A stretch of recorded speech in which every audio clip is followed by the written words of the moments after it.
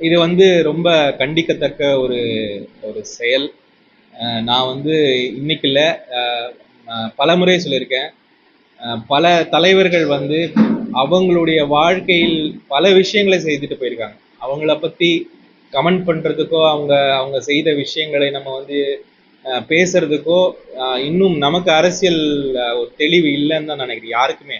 அப்படி இருக்கும்போது காமராஜர் என்பவர் எல்லோருக்கும் அப்பாற்பட்டவர். நாங்க வந்து அவர மனித லெவல்ல இருந்து வேற லெவல்ல அவர நம்ம யோசிக்கிறோம். இன்னைக்கும் எந்த அரசியல் கட்சியும் அவருடைய பேரை வச்சு தான் ஒரு ஸ்டாண்டர்டே செட் பண்றோம். இங்க மட்டுமல்ல. நீங்க வடநாட்டுல போனா கூட காமராஜ்ஜின்னு தான் சொல்லுவோம். அவர் செட் பண்ண அந்த ஸ்டாண்டர்ட தான் அந்த ஸ்டாண்டர்டா ஃபாலோ பண்றோம். அப்படிப்பட்ட ஒரு பெரிய அரசியல் ஆளுமையை ஒரு சிறிய கட்டத்துக்குள் குறுக்கி பேசுவது என்பது அது வந்து அது ஒரு அரசியல் நாகரிகமான விஷயம் கிடையாது.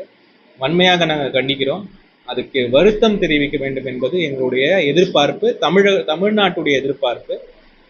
அதை வருத்தம் தெரிவித்தால் அது வந்து அவரையும் ஒரு பக்கம் மேலே தான் கொண்டு போகுமே தவிர கீழே கொண்டு போகாது. கண்டிப்பாக வருத்தம் தெரிவிக்க வேண்டும் என்பது எங்களுடைய காங்கிரஸ் கட்சியும் எங்கள் காங்கிரஸ் கட்சி தொண்டர்களும் தமிழ்நாட்டில் அரசியலை ஏற்றுக்கொண்டு வாழும் எல்லோ தமிழர்களின் எண்ணமும் கூட.